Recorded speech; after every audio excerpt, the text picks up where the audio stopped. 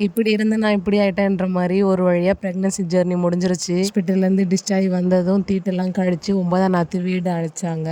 எத்தனை பேர் வீட்ல இந்த சாங்கியம், சம்பிரதாயம்லாம் தெரியல. எங்க வீட்ல இது இருக்கு. செலவு குழம்பு, செலவு உண்டுன்னு சொல்லிட்டு நெறைய அரைச்சு குடுப்பாங்க.